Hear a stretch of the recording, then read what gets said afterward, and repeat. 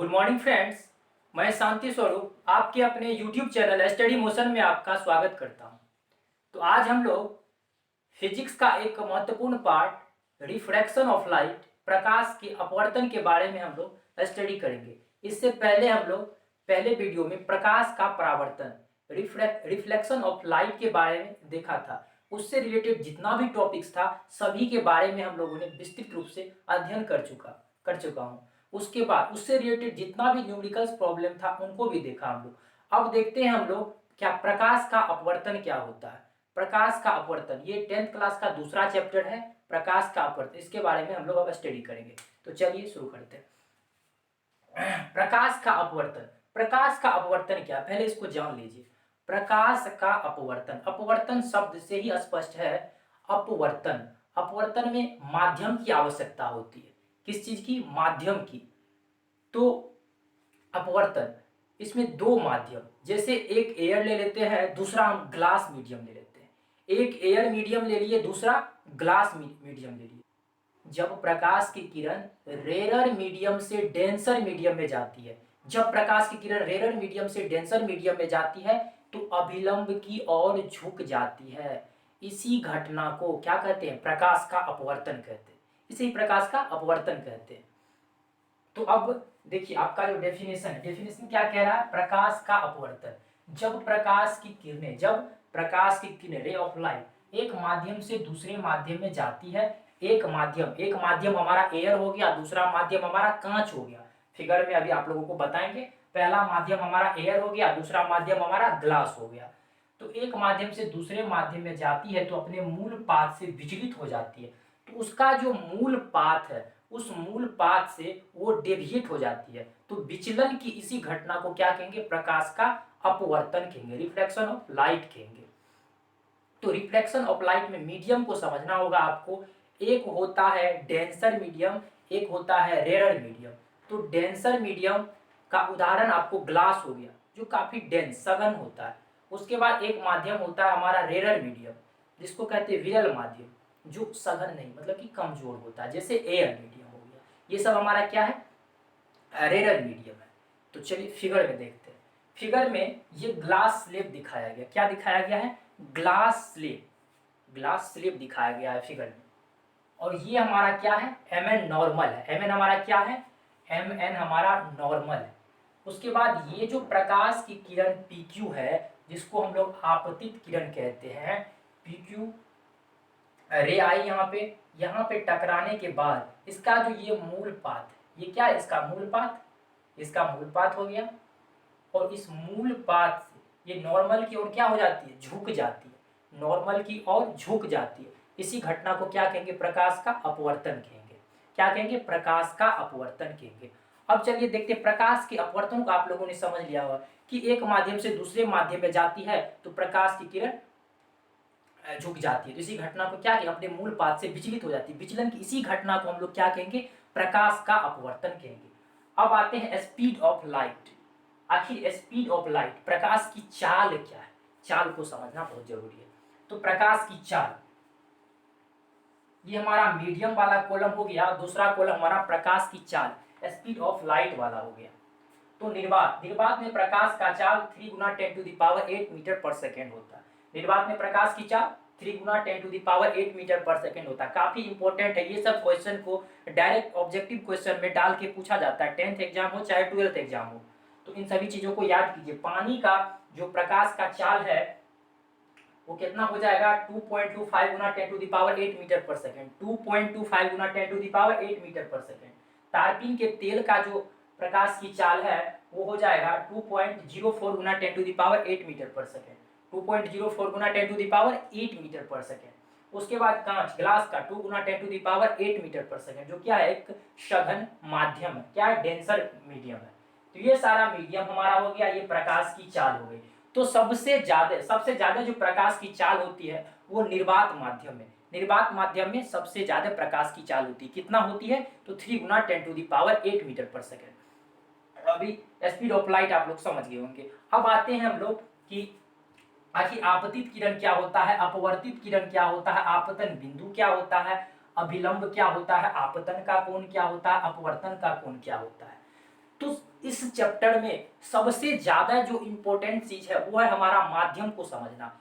ये जो हमारा मीडियम है, मीडियम को समझना है। अब देखिए हमारा है आपतित किरण। आपतित किरण किसको कहेंगे? आपतित किरण आखिर कहेंगे किसको? तो ये देखिए, ये हमारा सतह हो गया, ये हमारा रेरर मीडियम हो गया। मान लीजिए ये हमारा क्या है, ये हमारा ग्लास है, डेंसर मीडियम है। ये हमारा वायु वाला क्षेत्र है जिसको हम लोग क्या कहेंगे, रेरर मीडियम। तो प्रकाश की किरण आ रही है, इसको क्या कहेंगे, आपतित किरण कहेंगे। तो दो माध्यम को अलग करने वाली सतह पर जो रे पड़ती है, दो माध्यम को अलग करने वाली सतह, दो माध्यम को, ये दो माध्यम को अलग करने वाली सतह, ये भी सतह, एक माध्यम ग्लास है, दूसरा माध्यम हमारा एयर का है। तो इस दोनों मीडियम को अलग करने वाली जो सतह है वो क्या है, ए बी। इस पर जो रे पड़ती है उसी रे को क्या कहेंगे, आपतित किरण कहेंगे। तो पीक्यू हमारा चित्र में क्या है, आपतित किरण है। पीक्यू हमारा क्या है, आपतित किरण है। ध्यान पूर्वक देखिए, सब समझ में आ जाएगा धीरे धीरे। उसके बाद अपवर्तित किरण। अपवर्तित किरण क्या है, तो अपवर्तित किरण यहां से जो ये पीक्यू रे आई है, पीक्यू रे यहां पर अपवर्तन के बाद दूसरे मीडियम में गई। किस मीडियम में गई है, ये ग्लास वाला मीडियम में, ग्लास वाला मीडियम में गई है। तो इसी रे को क्या कहेंगे, अपवर्तित रे कहेंगे। इसी को क्या कहेंगे, अपवर्तित रे, अपवर्तित किरण कहेंगे। उसके बाद है आपतन बिंदु। और क्या है, आपतन बिंदु। आपतन बिंदु क्या हो गया हमारा, ये हमारा आपतन बिंदु हो गया। ये पॉइंट क्या हो गया हमारा, फिगर में देखिए, ये पॉइंट हमारा आपतन बिंदु हो गया। तो दो माध्यम को अलग करने वाली सतह जहां पर आपतित किरण पड़ती है वही पॉइंट हमारा क्या हो गया, आपतन बिंदु हो गया। समझ गए। उसके बाद नॉर्मल। नॉर्मल हमारा अभिलंब क्या है, तो ये जो हमारा सतह है, किसी भी सतह पर उसके किसी पॉइंट पर जो हम लंब डालते हैं वही क्या हो गया हमारा, नॉर्मल हो गया। तो ये हमारा एम एन क्या है फिगर में, नॉर्मल है। उसके बाद आपतन का कोण। आपतन का कोण, तो आपतित किरण नॉर्मल के साथ जो कोण बनाएंगी वही कोण को क्या कहेंगे, आपतन का कोण कहेंगे। आपतित किरण नॉर्मल के साथ जो कोण बनाएगी उसी को क्या कहेंगे, आपतन का कोण, जिसे हम आई से सूचित कर डिनोटेट करते हैं। उसके बाद अपवर्तन का कोण। अपवर्तन का कोण, अपवर्तित किरण नॉर्मल के साथ जो कोण बनाएगी उसी को क्या कहेंगे, अपवर्तन का कोण कहेंगे। अपवर्तित किरण नॉर्मल के साथ जो कोण बनाएगी उसी को क्या कहेंगे, अपवर्तन का कोण कहेंगे। तो अभी आप लोगों ने आपतित किरण, अपवर्तित किरण, नॉर्मल, इन सभी के बारे में, आपतन कोण, आपतन कोण, अपवर्तन कोण, इन सभी के बारे में देखा। अब आते हैं कि आपतन कोण जो हमारा आई है और अपवर्तन कोण हमारा आर है। तो आई फिगर में देख रहे होंगे कि आई बड़ा है। आपके दिमाग में क्वेश्चन आना चाहिए कि आई का ये जो हमारा एंगल आई है ये बड़ा है किसके रेस्पेक्ट में, आर के रेस्पेक्ट में। क्यों बड़ा है, इसका जो मूल पाथ है हमारा, ये इसका मूल पाथ है इस रे का, ये एंगल आई हो गया, इसका मूल पाथ ये हो गया। तो दूसरे माध्यम में जैसे इंटर की रे, दूसरे माध्यम में जैसे रे इंटर की तो अपने मूल पाथ से विचलित हो गई, मतलब कि नॉर्मल की ओर झुक गई है। जब भी कोई किरण, ये पॉइंट को याद रख लीजिएगा, जब भी कोई रे विरल माध्यम से सघन माध्यम में जाएगी तो नॉर्मल की ओर झुक जाएगी। जब भी कोई रे विरल माध्यम से सघन माध्यम में जाएगी तो नॉर्मल की ओर झुक जाएगी। जब सघन से विरल माध्यम में जाएगी तो नॉर्मल से दूर हटेगी, नॉर्मल से दूर जाएगी। समझ गए। तो आई आर हो गया। तो आई बड़ा है, आर छोटा है। आर क्यों छोटा है, क्योंकि ये अभिलंब की ओर झुक गई है, इसी के कारण आर का मान छोटा है और आई का वैल्यू क्या बड़ा है।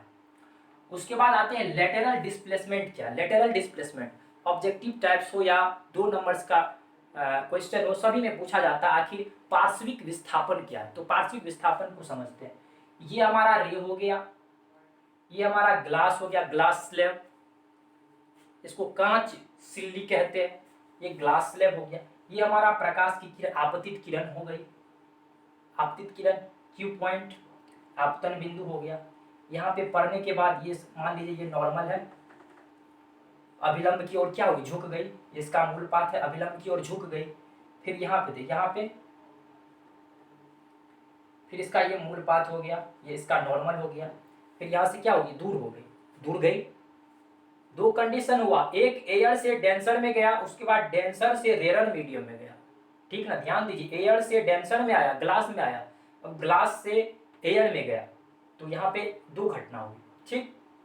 ये इसका वास्तविक ये मूल पाथ हो गया, इसको आगे बढ़ा दिए, इस रे को आगे बढ़ा दिए, तो ये वाला जो हमारा डिस्टेंस है, ये वाला डिस्टेंस, इसी डिस्टेंस को क्या कहेंगे, एच एल। एच एल को क्या कहेंगे, पार्श्विक विस्थापन कहेंगे, लेटेरल डिस्प्लेसमेंट कहेंगे। इसी को क्या कहेंगे, एच एल को लेटेरल डिस्प्लेसमेंट कहेंगे। तो अभी आप लोग लेटेरल डिस्प्लेसमेंट, पार्श्विक विस्थापन को समझा, तो काफी समझ में आया होगा बहुत अच्छे ढंग से। तो अभी हम लोग प्रकाश का अपवर्तन, प्रकाश की अपवर्तन का डेफिनेशन क्या होता है, उसके बाद स्पीड ऑफ लाइट क्या है, विभिन्न माध्यम में भिन्न भिन्न प्रकाश का वेग होता है, प्रकाश की चाल होती है, उन सभी के बारे में देखा। उसके बाद हम लोग डायग्राम की मदद से प्रकाश की अपवर्तन से रिलेटेड जितना भी टर्म्स था, जैसे आपतित किरण, अपवर्तित किरण, आपतन बिंदु, नॉर्मल, उसके बाद आपतन का कोण, अपवर्तन का कोण, सभी के बारे में देखे, लेटरल डिस्प्लेसमेंट देखे। तो इससे ये स्पष्ट होता है कि प्रकाश का अपवर्तन में मीडियम बहुत ही इंपॉर्टेंट रोल अदा करती है। तो माध्यम, इस चैप्टर में, पूरे चैप्टर में मीडियम से ही रिलेटेड क्वेश्चन है। हर एक क्वेश्चन को हम लोग नेक्स्ट वीडियो में, पहले तो इसका जितना भी बेसिक पार्ट्स है उनको कवर कर लेते हैं, तो नेक्स्ट वीडियो में प्रकाश का अपवर्तन देख ही लिए, अब अपवर्तनांक, रिफ्रैक्टिव इंडेक्स के बारे में पढ़ेंगे, ठीक। तो नेक्स्ट पार्ट में हम लोग जो वीडियो लाएंगे वो है हमारा अपवर्तनांक, अपवर्तनांक के बारे में पढ़ेंगे। तो दोस्तों ये वीडियो आप लोगों को काफी अच्छा लगा होगा, और फिजिक्स का बहुत सारा पार्ट्स हम लोग बता दिए, जो भी प्रूफ था पहला चैप्टर में प्रूफ भी बताए, उसको जाके कृपया देखें जो नहीं देखें, और कम से कम शेयर करने का कष्ट करें। धन्यवाद।